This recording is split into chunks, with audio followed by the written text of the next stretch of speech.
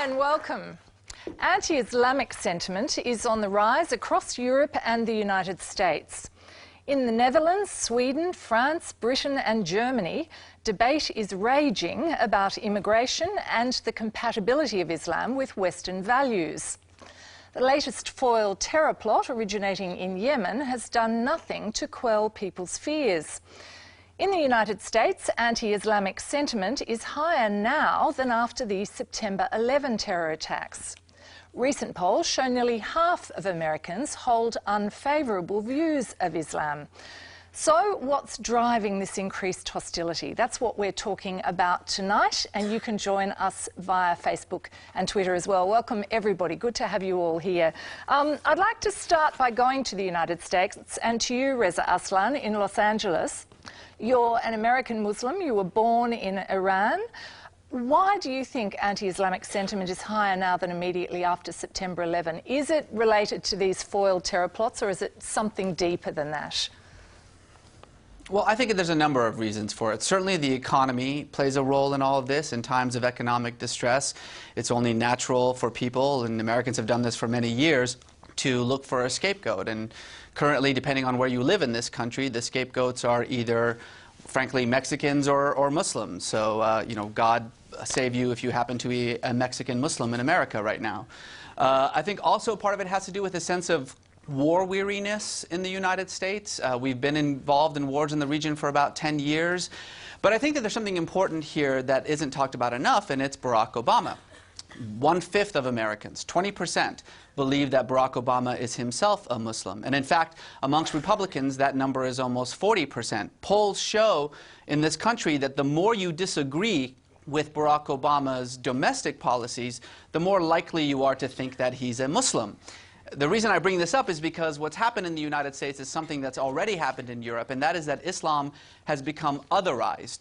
It's become a kind of receptacle into which fears and anxieties about the political or economic situation, about the changing racial landscape of this country are being thrown. And this is something very common to the United States, make no mistake.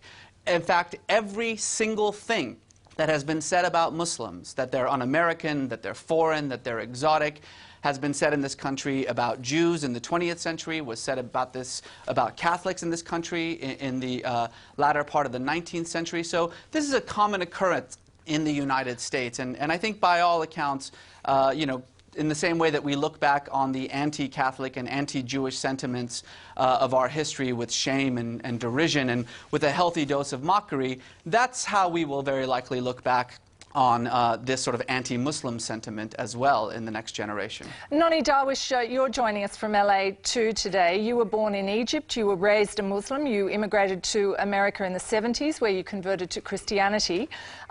What do you think in response to what Reza's saying, and what do you think is behind this anti-Islamic sentiment? Do you think it is just about fears of terrorism or something more? It's much more, of course. The West is very concerned and actually afraid because the media is not informing them. There are too many moderate Muslims who are trying to whitewash the fears and concerns of the West. It's time for us to face reality. Nobody's against Muslims. When I'm speaking about this situation, it's about Islamic doctrine. Islamic doctrine promotes violence and hatred against non-Muslims. 60% of the Quran is dedicated to cursing and spreading hatred and violence against non-Muslims who are called kafir. The word kafir is not just non-Muslim. Kafir means that you know the truth about Islam and you deny it. And so it's a very derogatory word, and 60% of the Quran is dedicated to non-members of the religion. So Islam looks at the outside world in a very, they want to achieve conquering the world. Islam is more than a religion. It's much more than a religion. It's a way of life. It's a one-party political system that has a very elaborate legal system that can put you to death if you leave it. All right, I'm going to stop you there, Noni, because I want to get some of our people involved here in Australia. And Sheikh Mohammed Nawaz Salim, I want to ask you the point that Noni makes about the Quran, 60% of it preaching hatred and violence. What's your response to that? Even a non-Muslim who read the Quran would not say that. I met a Muslim psychologist who learned Quran for 10 years with these questions in his mind, whether God talks about God himself or whether God revealed this Quran. And he was unable to find anything that shows that Quran is 60% of the Quran is against non-Muslim, because Quran says that it is the rahmah, it is the blessings for alameen. It includes everyone. Now, how come a book that claims itself to be a blessings to the whole humanity address the non-Muslims in that derogatory term as Noni describes? Okay, Randa, what's your view of this? I mean, you're an Australian Muslim, you were in the US recently. This does form part of the heart of this debate about whether the Quran preaches violence, about whether there is something intrinsically worrying at the centre of Islam. What's your response to that? Well, when I was in the US, I felt that the discourse there surrounding Muslims as the other, problematizing Muslims and Islam as the other, was very similar to what we find in Australia, which is that the image of Islam is a constructed image in the West. We're starting from a point of view that Islam and Muslims, well, Islam is a violent, misogynistic, hateful religion, and that's where the debate always starts from. That presumption underlies the discourse. It's a discourse that sees nothing remotely beautiful or moral in Islam. We are plagued by a line of discourse that is utterly chaotic, it's ideologically charged, politically motivated. It makes sweeping generalizations about Muslims, as Noni has done, so that we're just one homogenous mass. So the religiously observant is lumped in with the nominal Muslim is lumped in with the radical. If we want to make sense of this mess and stop pushing Muslims into the arms of extremists, we need to make meaningful distinctions between the religion of Islam that a billion Muslims follow and see as a guidance for a peaceful, righteous, moral life, and the puritanical Islam of a minority, which so captures the media's attention. One thing I wanted to say about Noni is that with all due respect, I see her as the poster girl of Islamophobic cash cow, because really people like that are allowed to assume a heroic status as somehow, you know, escaping Islam and living to tell the tale, that they are the sort of the religious whistleblowers on Islam, precisely because there is this constructed image of Islam as a hateful religion. All right, I'll get a response from Noni to that. Noni? There is no need to any whistleblower. I mean, the Quran is there. We don't need a genius. You don't need to be a genius or a great thinker to read those verses. For example, وَأَعِدُّوا لَهُم مَا اسْتَطَعْتُم مِّن قُوَّةٍ وَمِن رِبَاطِ الْخَيْلِ تَرْهِبُونَ بِهِمْ عَدُوَّكُمْ. I mean, what? It's promoting terrorism. Can you translate? Noni, you'll have to translate that for a lot of the people listening at home. Yes, what does it say? It's a verse in the Quran that tells Muslims to prepare every effort and everything and to use the horses of war and spread terrorism against non-Muslims. Okay, I'll get a response. I'll get a response from Reza about this. It's all over the Quran. It's all over the Quran. All right, Reza, your response to that, to what is in the Quran? Well, first of all, I have to say that it's a weird feeling to have to respond to a Christian leader of an anti-Muslim organization. It would be like having to respond to a Muslim leader of an anti-Jewish organization about Judaism. So the whole thing is kind of weird.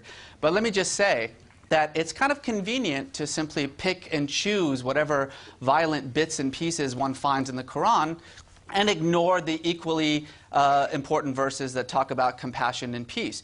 There's nothing strange or unusual about the Quran. The same Torah that gives us the 10 Commandments also commands the Jews to enact genocide upon every non-believer of Yahweh. The same gospel that tells us to turn the other cheek also says, Jesus says that I've come to bring the sword and not peace, and that he who doesn't have a cloak should sell his cloak and sell and buy a sword.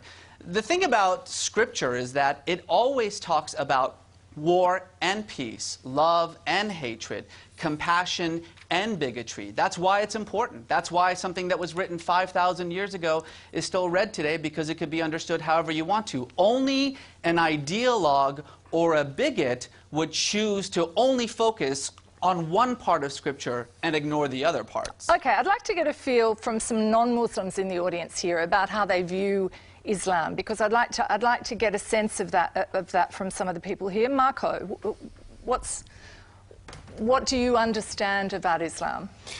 I'm born and raised in Egypt as a Christian. So the problem is it doesn't give me comfort in knowing that when they're getting taught from a young age is that to hate specifically Christian and Jews, or doesn't give me comfort in knowing that they basically memorizing in the Quran how to fight me till I believe or else. Okay, Amrish, what about you? You're a Sikh. What's your view?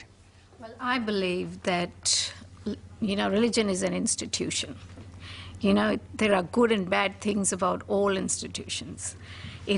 I think Islam is based on some fundamental principles, and they are open to interpretation. Like even within the Sikh religion, we have this debate of, shorn hair or unshorn hair. People that cut their hair are not Sikhs. Who am I to define that? I think it is the choice of that individual. Okay, I want to get some other comments. Ray, what do you think? Yeah. Actually, I am a Jew, and because of that, my history goes back many thousands of years.